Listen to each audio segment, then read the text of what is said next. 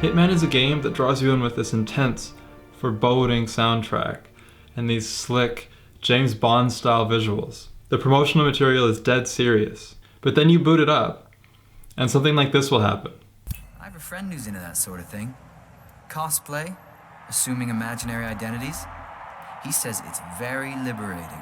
It's constantly finding ways to make a jab at the game's own ridiculous concept. The spy genre is so cluttered with these basic, self-serious stories that have been done a million times before. It's so refreshing to see a stealth game that doesn't take itself so seriously for once, and capitalizes on how ridiculous the concept actually is.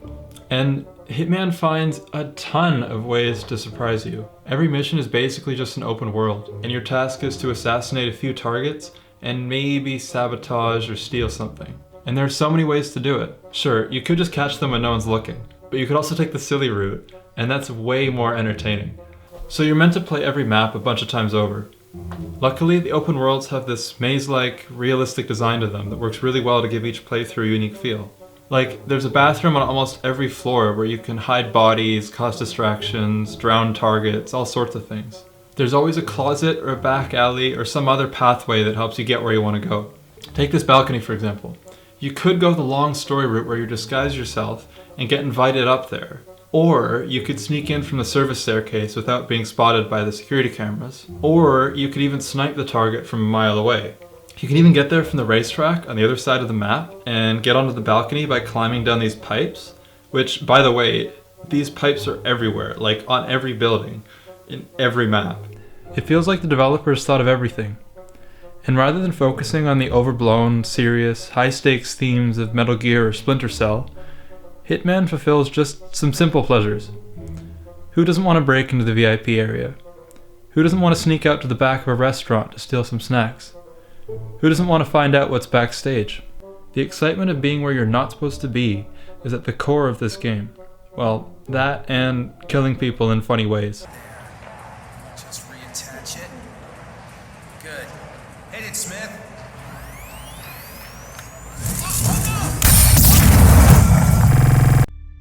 Unfortunately, now I do have to come to the negatives.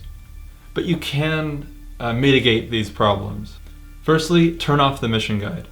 They turn this game into this horrible breadcrumb trail where you have to follow the instructions every single time. It tells you to go through this door, grab the poison, grab this, go through here, put this into this, and then you'll complete the mission. It turns the game into this tutorial, and there's no fun or sense of accomplishment in completing one of those.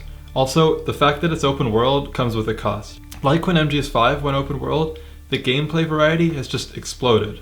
Unfortunately, also like MGS5, the bloat is just relentless. It feels like you spend half of your damn life slowly jogging around these massive maps because Hitman isn't allowed to go at a full run, or get in a car, or drive a bike, or do anything that would require more programming work from the developers. And because the maps are so big, you can spend minutes on end walking miles and miles and miles just because you forgot the rat poison, or the key, or the bust, or the apple, or whatever it is you were trying to do to kill the target. So the best levels are the small ones. The dinner parties, the racetracks, the hotels, where you can only have one or two targets and you can never get too lost or distant from what you're trying to do. And then there's the challenges. IO, listen to me.